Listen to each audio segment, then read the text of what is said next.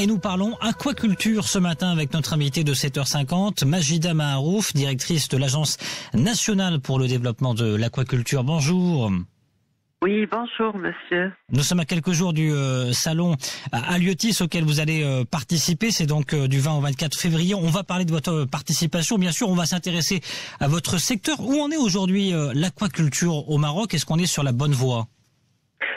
Eh bien, certainement. L'aquaculture avance, bien entendu.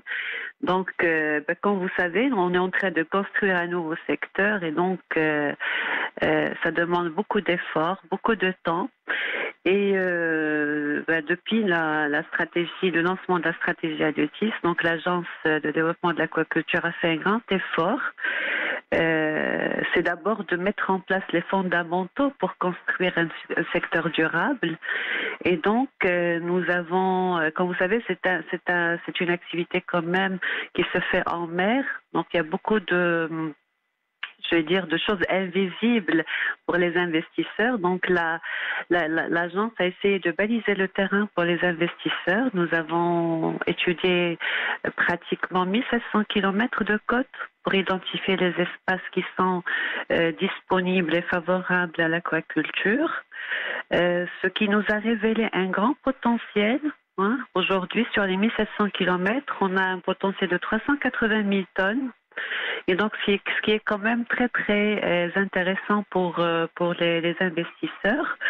Et puis, partant justement de ces études, nous avons lancé depuis 2015 pratiquement 11 appels à manifestation d'intérêt destinés aux investisseurs nationaux et internationaux, parce que l'objectif, en fait, c'est pas seulement d'étudier le territoire, mais c'est plutôt de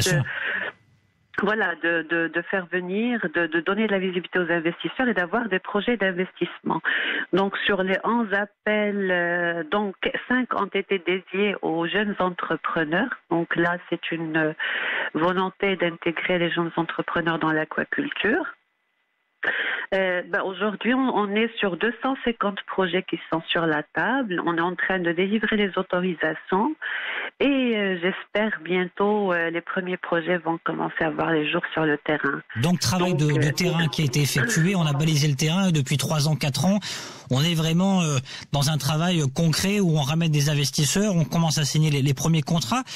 Qu'est-il prévu aujourd'hui justement pour 2019? Est-ce qu'on va assister à des premiers projets parmi les 250 projets? Il y en a certains qui ont vu le jour. Exactement. Alors pour nous, à partir d'aujourd'hui, l'objectif de l'agence, de l'ANDA, c'est justement d'accompagner tous les projets, tous les porteurs de projets pour les voir se concrétiser sur le terrain. Donc dorénavant, c'est un petit peu le travail que nous allons accomplir. Nous sommes en train de mobiliser de l'expertise aussi technique pour pouvoir les accompagner convenablement. Et donc, dorénavant, c'est de voir tous ces projets, installés sur le terrain et de mesurer aussi les autres opportunités qui restent quand même disponibles pour d'autres investisseurs. Quelles pourraient être les premières zones concernées par l'ouverture des premiers projets cette année? Alors, vous avez la Méditerranée. On a des projets qui sont pratiquement en phase de démarrage de l'installation Méditerranée. Vous avez la région de Souss-Messant. Donc là aussi, on a des projets qui vont démarrer très très bientôt. Et puis la région de Dakhla où il y a des projets qui sont déjà en installation. Donc donc c'est une large couverture. Voilà, c'est-à-dire que on a sur les 250 projets, vous avez aussi des investisseurs qui sont très actifs, très impatients. Il y a des investisseurs qui prennent aussi leur temps pour encore chercher du matériel, revoir la conception par rapport aux parcelles qui leur sont données. Donc il y a des ajustements qui doivent être faits également par certains investisseurs. Mais en tout cas, le démarrage, ça va être déjà au début de cette année, on verra de nouveaux projets installés. On peut voir ces premiers projets d'ici la fin du premier trimestre, premier semestre? Eh ben, je l'espère. Je l'espère. Il y en a qui ont déjà démarré des tests sur le terrain, qui ont acheté le matériel. Donc, on les verra certainement en très peu de temps. Combien d'emplois contre le secteur aujourd'hui et quelles possibilités à moyen terme? Alors aujourd'hui, nous sommes sur une vingtaine de fermes aquacoles qui sont actives. Et globalement, on peut dire, ils emploient une centaine d'emplois, c'est entre 300 et 400 personnes. Donc, c'est-à-dire, on n'est pas sur un véritable, c'est-à-dire, on n'est pas encore sur une activité, je vais dire, organisée, très créatrice d'emplois en ce moment. Mais avec tous les projets que nous sommes en train de lancer, et moi, je dirais, au-delà de l'aquaculture, c'est tout un écosystème qui se crée parce que il y a la ferme, mais il y a toutes les activités autour.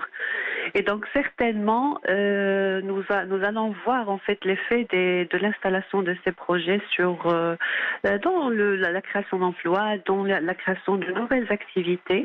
On pourrait atteindre le millier d'emplois peut-être d'ici 5 ans, 7 ans?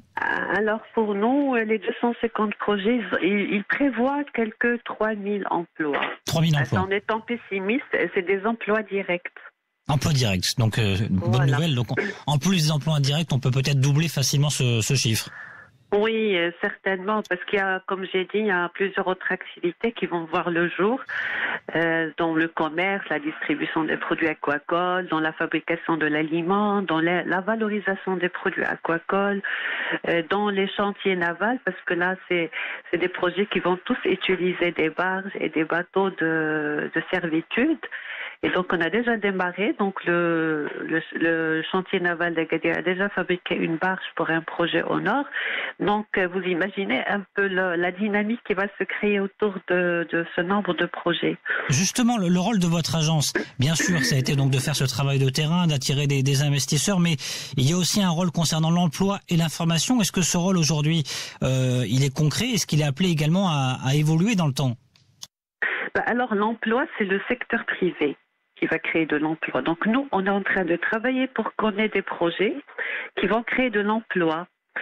Par rapport à la formation, vous savez, l'agence n'a pas pour mission de former les gens dans le secteur, dans le secteur de l'aquaculture. Nous travaillons avec la direction de la formation du travail de pilotage, de la pêche. Voilà, donc nous, on est les spécialistes, mais le programme de formation des métiers dans le métier de l'aquaculture, c'est la direction de la formation du département de la pêche maritime qui le chapeaute. Et nous contribuons dans ce travail, surtout au niveau de la formation pratique. Donc, nous avons installé une ferme pédagogique à Dakhla et nous sommes en train d'installer une autre ferme pédagogique en Méditerranée. C'est en appui parce que la formation, pour moi, on peut pas seulement être sur des diapositives, sur du théorique, mais il faut que les gens touchent au métier. Et donc, cela ne peut pas se passer sans la phase d'installation d'une ferme aquacole. Et donc la ferme pédagogique, son rôle justement, l'objectif derrière cette installation, c'est que la personne formée rentre dans le schéma de l'installation d'une ferme aquacole. Majida Marouf, vous allez participer donc au salon Halieutis, qui aura lieu du 20 au 24 février, donc dans quelques jours. Que prévoit cette année votre agence nationale pour le développement de l'aquaculture dans ce salon?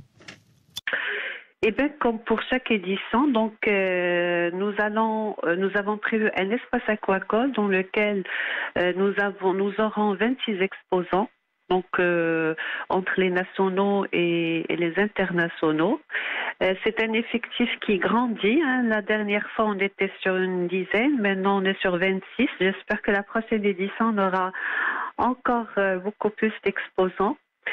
Et l'objectif pour nous, au niveau de cette édition, c'est en fait de créer les liens entre les porteurs de projets, les investisseurs nationaux et tous les vendeurs d'équipements, d'intrants en aquaculture, pour justement faciliter le lancement de l'installation de ces projets. Donc c'est vraiment notre objectif d'organiser des B2B pour entre les investisseurs marocains et les investisseurs étrangers qui vont visiter le salon. Oui. Aussi de faire connaître les opportunités d'investissement qui restent, parce que on a lancé des années, on est sur 250, mais on est pratiquement sur 30% du potentiel disponible. Donc il y a encore de l'espace pour de nouveaux projets. Bon, l'idée c'est un peu de lancer de planter la graine dans l'esprit des investisseurs potentiels pour revenir avec des projets, et puis aussi de faire ressortir ce portefeuille, vraiment de mettre en valeur de projets d'investissement et d'inviter les équipementiers et les spécialistes à faire une offre étudiée pour les aquaculteurs marocains, c'est-à-dire une offre pour, comme on est sur un grand nombre de projets, donc ça intéresse pas mal d'entreprises, et on pourrait également aller vers une offre de groupe. Merci beaucoup Majida Maharou. Je rappelle que vous êtes la directrice de l'Agence nationale pour le développement de l'aquaculture. À très bientôt sur Atlantic Radio.